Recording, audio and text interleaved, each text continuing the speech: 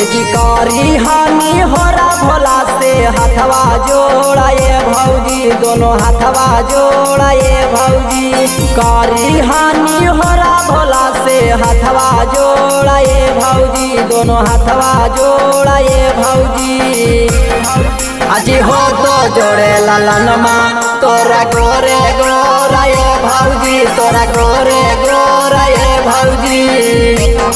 अजी बाबा के शहरन में ढरिहा अखिया से लोरा ये भौजी, ढरा अखिया से लोरा ये भौजी। अजी हो तो जोड़े ललनवा तोरा गोरे गोरा ये भौजी, तोरा गोरे गोरा ये भौजी।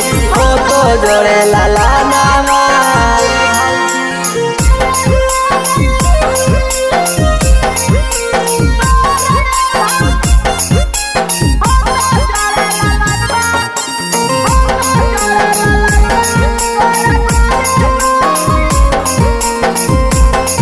नमूना रिकॉर्डिंग स्टूडियो राजगीर। ए जी ढेर दिन शादी के बीत गेलो, होलो ना लाला नामा। भोला जी से जाके पहले कर लिहा दर्शनामा। ए जी अजी ढेर दिन शादी के बीत गेलो, होलो ना लाला नामा। भोला जी से जाके पहले कर लिहा दर्शनामा। सुइया पहाड़ पर तोरा गढ़ तो गोड़ा ये भौजी, तोरा गढ़ तो गोड़ा ये भौजी। आज हो तो जोड़े ललनवा तोरा गोरे गोरा ये भौजी, तोरा गोरे गोरा ये भौजी। हो तो जोड़े ललनवा।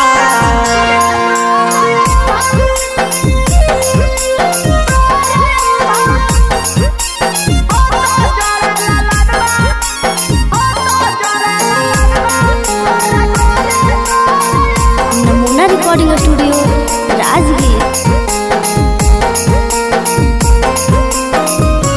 ए जी गंगा जी के जलवा हाथ ले लिहा दूधा जी। बेला के पतैया बाड़ी हो बोहा कई सुधा जी। ए भौजी सुनो जी, गंगा जी के जलवा हाथ ले लिहा दूधा जी। बेला के पतैया बाड़ी हो बोहा कई सुधा जी। जी राजा देवा रसिया काहे हथवा जोड़ा ये भौजी, दोनों हथवा जोड़ा ये भौजी। आज हो तो जोड़े ललनवा तोरा गोरे गोरा ये भौजी, तोरा गोरे गोरा ये भौजी। हो तो जोड़े ललनवा। नमूना रिकॉर्डिंग स्टूडियो राजगीर।